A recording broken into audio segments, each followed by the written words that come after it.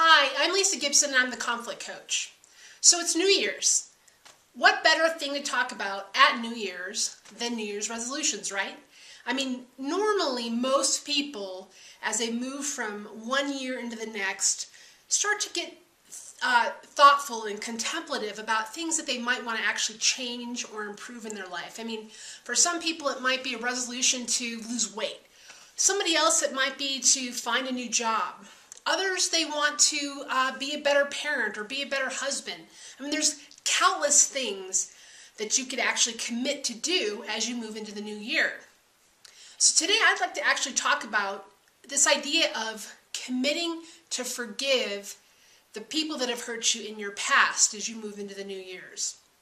Now, I want to talk about this in relationship to this idea of creating a forgiveness inventory. Now, most people would tell you the best way to forgive is just to try to move on or forget about what happened. But I actually think the answer is quite the opposite. I think the best way that you can actually finally forgive those hurts that have been eating you alive is to create a forgiveness inventory. I mean, if you're like me, you're probably a goal setter. You like to sort of jot out things that you prioritize, whether it's for the day or for the week or for the year. I mean, some people create strategic plans for their businesses for the year. So let's think about this idea of a forgiveness inventory as kind of a plan. It helps you actually sit down and create a list of all of the hurts that you can remember that have happened to you in your lifetime. Now, think of it as a discipline. I mean, because my hope would be that this wouldn't just be a one-time thing, that you would create a discipline of either daily creating a forgiveness inventory or monthly or even yearly, where you actually sit down and you jot down and create a list of all of those offenses and hurts that have happened to you that you can remember, and then walk through the process of forgiving each one of them. Now, why is this important? Well, probably the most important reason for doing this kind of activity is when you think about unforgiveness, it's kind of like this idea of, it's like a wound that doesn't heal. It just continues to fester.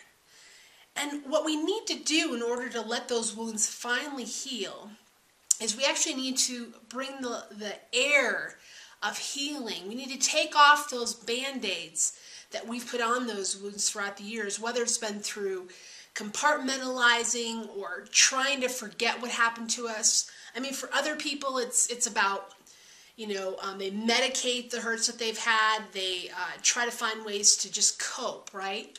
And within those places of coping, we are for sometimes a season or a period able to sort of forget about what happened to us. But the reality is that you haven't really forgiven those hurts. You haven't really forgiven the people that have wronged you. And as such, normally what happens is that, at some point in our life, when there's some type of event or a tragedy or some kind of catalytic experience that we happen to go through in our life, will often bring a lot of that baggage to the surface. Let me give you an example. Maybe one of the issues that you deal with is rejection. I mean, often as children, many of us have wounds of rejection from our childhood, whether from a parent or other people. And when we have those rejection wounds that we don't actually forgive and allow to heal, we actually carry those wounds into our future relationships. So the issue is, how do we finally go back and heal the first wounds that we've had in those areas so that we're not carrying all that baggage into our future relationships? And I think the only way to really do this effectively is to sit down and create a forgiveness inventory. So I want to encourage you to sit down, carve out some time, whether in your journal or your diary or just, sitting at your laptop, and make a list of all the hurts or offenses or wounds that you realize you're still carrying, and put those on a piece of paper. Jot them down.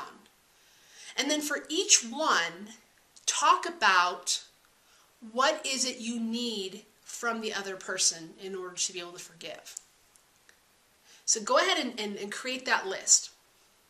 Now you can do this on your own later, but the next step then is for the person that's wronged you or hurt you, I want to actually encourage you to take it one step further.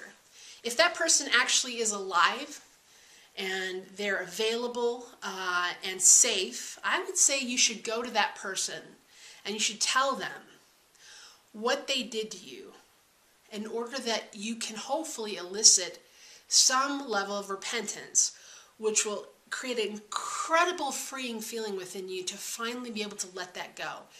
It's a very cathartic release to be able to share with someone who's wronged you how they made you feel in order that they can say they're sorry and hopefully that you can move forward once and for all.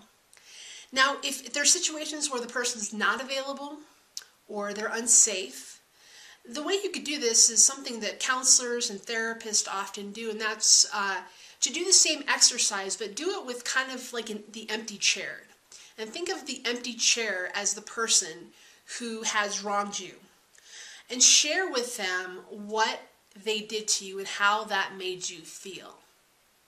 Now, in that situation, you're not going to hear the person say, "I'm sorry." But what you have done once and for all is you've finally gotten that off of your chest. You finally communicated what you needed to say.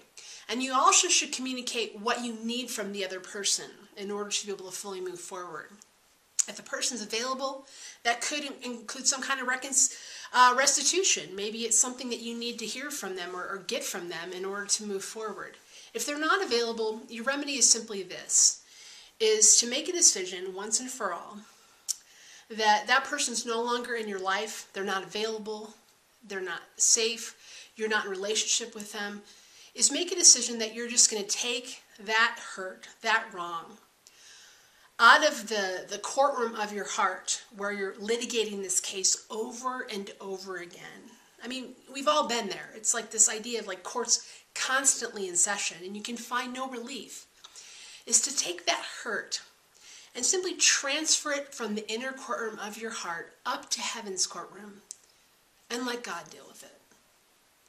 And this works in nearly every world religion because in most religions, God is seen as the judge. So you give it to God and let Him deal with it. So that in this lifetime, you can finally have peace. So if you need some help in creating this inventory, this forgiveness inventory, I want to encourage you to take advantage of a new book that I wrote. It's actually called Releasing the Chains, Timeless Wisdom on How to Forgive Anyone for Anything. And this book is actually just really making an impact all over the world. People are getting copies of it and they're learning how to walk through what I call the 6 stages of forgiveness. And they also are learning from other people who shared their stories in this book. There's about 15 people's stories of extraordinary forgiveness. And what this book is designed to do is to not only teach you how to finally forgive once and for all, but also give you stories of other people who've applied these principles to their life. And I think that when you read it, you'll really be encouraged, and it'll show you once and for all that the things that you're carrying, you're not alone, that in many ways, the things that you've gone through have impacted your life in ways that have been extraordinary. And sometimes extraordinary isn't a good thing. Those kind of hurts that you carry into your relationships continue to fester, just like that open wound. And so you have a decision today, as you start the new year, is to make a change. Make a change for good, is to create that forgiveness inventory, and once again, finally find a way to let go of each and every one of those hurts. So as you move into the new year, you're not carrying those wounds anymore. You're not carrying the baggage with you. And the hope is that then you'll have improved relationships, your family relationships, everything will be improved because you finally found a way to let go of those past hurts. So if you'd like to find out some more information about what we do, you can contact me at info@peaceandprosperityalliance.org, and you can also find out more information on my blog at conflictcoach.biz.